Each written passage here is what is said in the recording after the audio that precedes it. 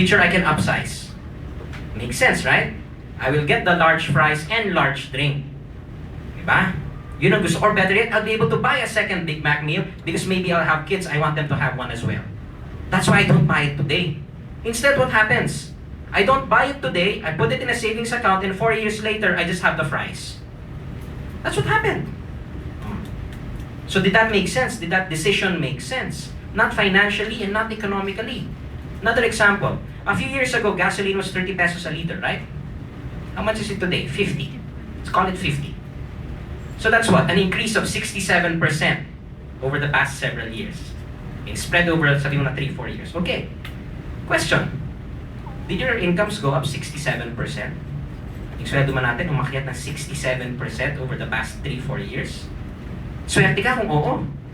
Most people, hindi. O sige. You have a car. You drive to work. You live in the same house. You go to work in the same office. You use the same car. Chances are you will use the same amount of gas, right? Pareho pa rin eh. Except that now it costs you 67% more money. Where do you get the 67% more money if your income did not go up? Where do you get it? You work harder. How can you work harder? And again, you are working just to be able to drive to the same office. Can you honestly say, okay, I only have enough for 33% of my tank, so after 33% of the way, I walk the rest of the way to the office. Iwan ko yung kotse ko doon. Hindi rin pwede, di ba? So you end up saving somewhere else. So again, if you keep doing that, how can you actually build wealth? How can you actually say you will prosper? And ultimately, this is the reason why I know a lot of people now say, oh, sige, of 100% of your income, you only spend 70%, you put 20% here, 10% there, and then that's supposed to work over time, right? Very big question, where do you put your 20%? Savings?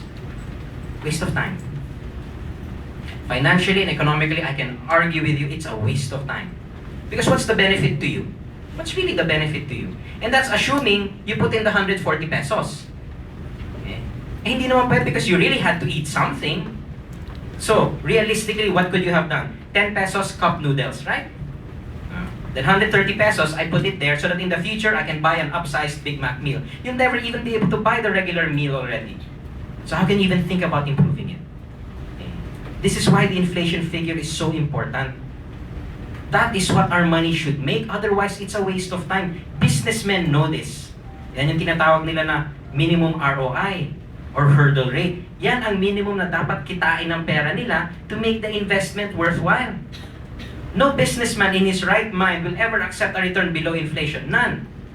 And yet somehow, we do. Your behavior expects that. Okay? You are behaving this way and you expect somehow that this mabibili mo yon, right? Okay? Because is it logical? O sige, hindi ko bibilin ngayon and I will never be able to buy it. Is that logical behavior? Hindi eh. And yet this is how we behave. And we expect someday, if we do this, we can buy the upsized Big Mac meal. That's the expectation, right? Will not work. That's why we have to invest in something. Something, not necessarily the stock market. Don't get me wrong. I'm not saying the stock market is the answer to everything. It's not. But we have to invest in something that can consistently beat inflation. Not always, because there's really also no such thing that will always beat inflation. Not year in, year out. Consistency is what we're looking for.